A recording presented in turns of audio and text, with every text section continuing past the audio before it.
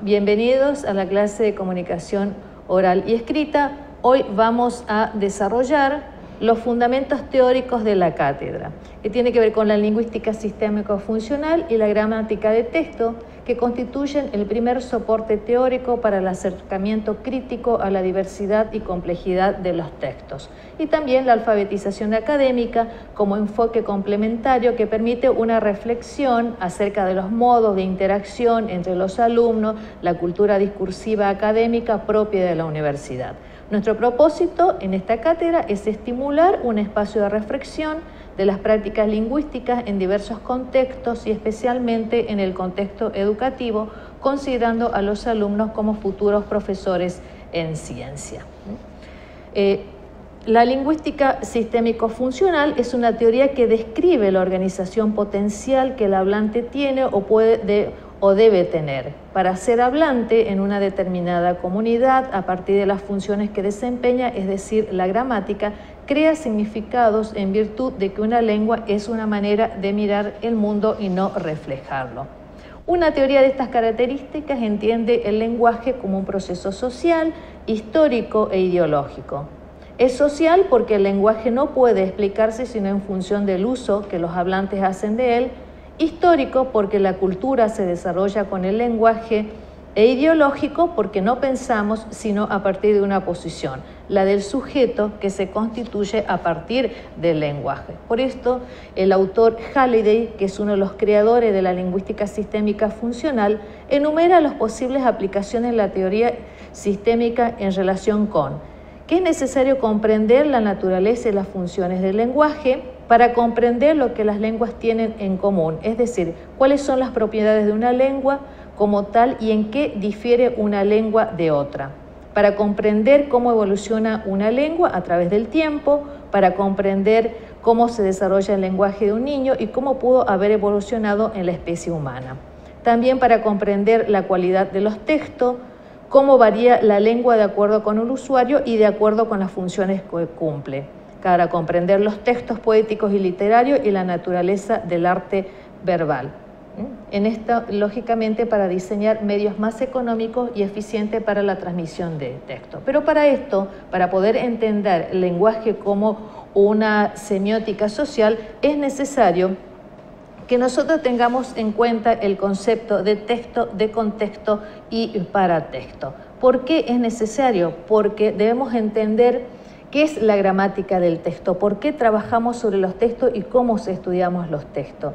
Y la denominada gramática de texto es una de las formas que adopta la lingüística del texto, cuyo objeto es describir los procedimientos idiomáticos orientados hacia la construcción del texto. Se ocupa del texto como nivel de estructuración de un determinado idioma. Esta gramática del texto como tal no se manifiesta independientemente de las disciplinas que ocupan de las unidades lingüísticas menores, como es la morfología, la sintaxis, la fonología, la lexicología y la semántica, sino que parte necesariamente de ello. Es decir, el emisor, a la hora de comunicar, toma palabras que combinadas según una regla crea oraciones. Dichas oraciones no se suceden unas tras otras de modo caprichoso, sino que se combinan obedeciendo una serie de reglas que hacen posible que el mensaje configurado por el emisor sea llamado texto. El hecho de que el mensaje pertenezca a la comunicación oral o que pertenezca a una comunicación escrita conlleva que según su modalidad tengan además sus propias reglas. Pero sin embargo, la tarea fundamental de quienes enseñamos comunicación ha de ser la de potenciar las capacidades lingüísticas y comunicativas de los alumnos que son hablantes concretos, que hacen uso concreto, diverso y heterogéneo de su propia lengua. Ante esta necesidad surgió hacia los años 70 en Europa una nueva corriente lingüística que se presenta como una nueva alternativa. No estamos refiriendo a la que estábamos hablando específicamente a la lingüística del texto, y cuyo objetivo principal es estudiar ese proceso de la comunicación humana en su integridad sin limitarse a uno de esos factores. Por eso precisamente acá, como se ve en la diapositiva, estamos hablando del texto. Y para poder hablar del texto y poder comprender lo que es gramática del texto y poder a su vez, valga la redundancia, cómo comprender ese texto, es necesario que el alumno que ingresa a la universidad tenga una alfabetización académica. ¿Qué significa tener una alfabetización académica? Es el proceso de enseñanza que puede ponerse en marcha para favorecer el acceso de los estudiantes a las diferentes culturas escritas en las disciplinas. El intento denodado por incluirlos en sus prácticas letradas, las acciones que han de realizar los profesores con apoyo institucional para que los universitarios aprendan a exponer, argumentar, resumir, buscar información, jerarquizarla, ponerla en relación, valorar razonamientos, etcétera, según los modos típicos de hacerlo en cada materia, conlleva justamente dos objetivos, que si bien relacionados conviene distinguir: enseñar a participar a los géneros propios de un campo del saber y enseñar las prácticas del estudio adecuados para aprender en él. En el primer caso se trata de formar para escribir y leer como lo hacen los especialistas, y en el segundo caso de enseñar a leer y a escribir para apropiarse del conocimiento producido por ellos. De acuerdo con las teorías sobre aprendizaje situado y sobre géneros como acciones sociales, alfabetizar académicamente equivale a ayudar a participar en prácticas discursivas contextualizadas, lo cual es distinto de hacer ejercitar habilidades desgajadas que fragmentan y desvirtúan estas prácticas, porque depende de cada disciplina y porque implica una formación prolongada. No puede lograrse desde una única asignatura ni un solo ciclo lectivo.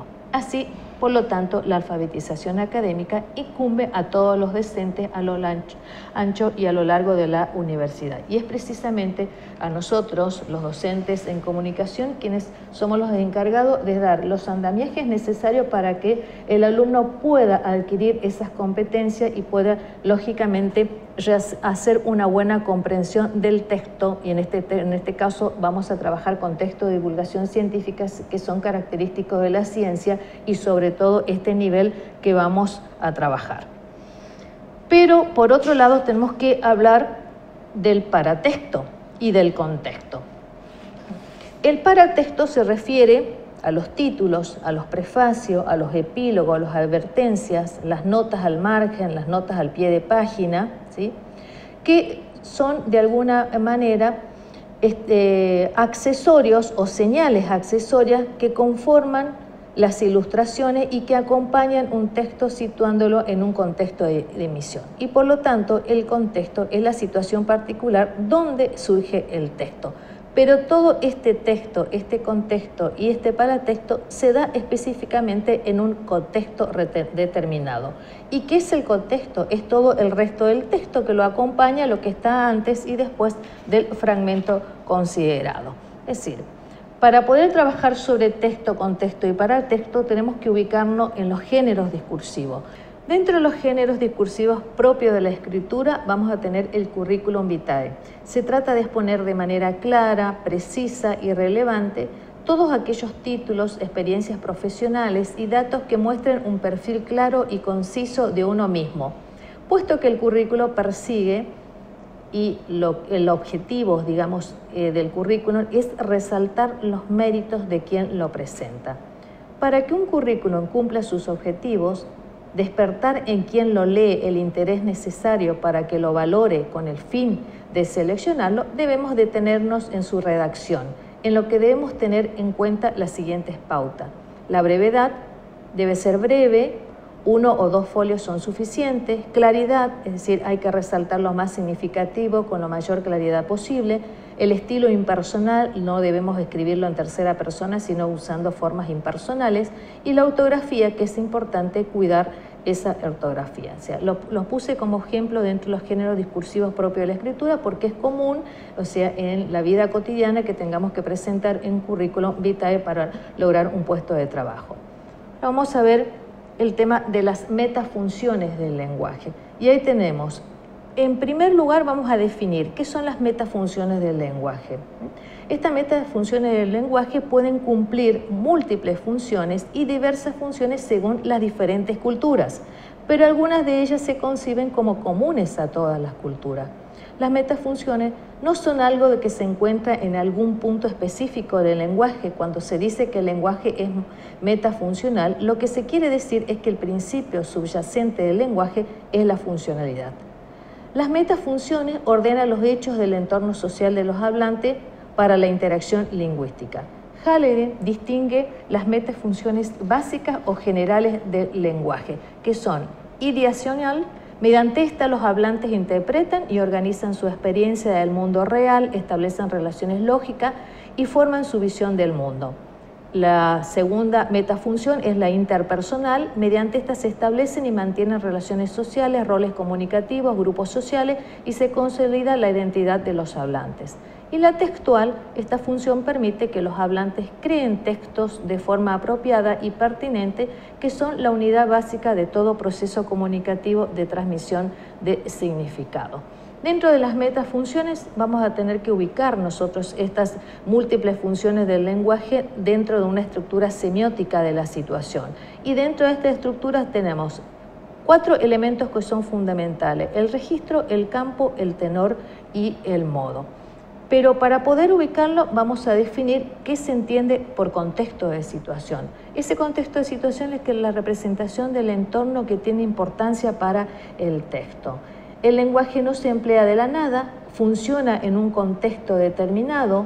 Este concepto no debe ser entendido como algo que simplemente rodea al hablante. Es una abstracción del entorno en la que se habla y produce y presenta ciertas características generales que determinarán el uso concreto de la lengua. El hablante tiene que tomarlo en cuenta para que su actuación lingüística sea adecuada. Por eso hablamos de que todo proceso comunicativo se produce dentro de un contexto de situación. Y trabajamos sobre el registro. ¿Qué es el registro? Es la variación del lenguaje según la actividad. El campo, vamos a tener la actividad social en el curso, la situación en la que el texto es producido. El tenor, la relación entre los participantes involucrados en la situación. Y el modo es el canal que se utiliza para transmitir ese texto. Por ejemplo, decimos, en la boletería de un cine el vendedor pregunta al cliente: ¿cuánta quieres? Y ahí tenemos el campo. ¿Cuál sería el campo? Boletería del cine. El tenor es el vendedor comprador y el modo sería el texto oral. Este campo, este tenor y modo, vamos a relacionarlas, que son con las metafunciones o las multifunciones del lenguaje. El campo con la metafunción ideacional. ¿Por qué? Porque la intención es la interpretación del mundo y el campo está en una situación, ubicamos la situación del texto. El tenor la vamos a relacionar con la metafunción interpersonal porque tiene que ver con las relaciones sociales y justamente el tenor tiene que ver con las relaciones entre los participantes. Y el modo lo vamos a relacionar con la metafunción textual, ya que la metafunción textual implica la creación de texto. Y el modo está relacionado con el canal. Ese canal puede ser oral o puede ser escrito. De esta manera damos por finalizada la clase. Esto ha sido un esquema de todo lo que es la cátedra Comunicación Oral y Escrita, con los puntos más sobresalientes, los puntos más relevantes o significativos, que lógicamente su ampliación estará dada a partir de la bibliografía. Por eso cuando hacía la introducción de esta cátedra decíamos teníamos un marco teórico y un marco, digamos, práctico. Esta teoría me va a permitir a mí resolver los trabajos prácticos. Bueno, nos vemos en el próximo encuentro.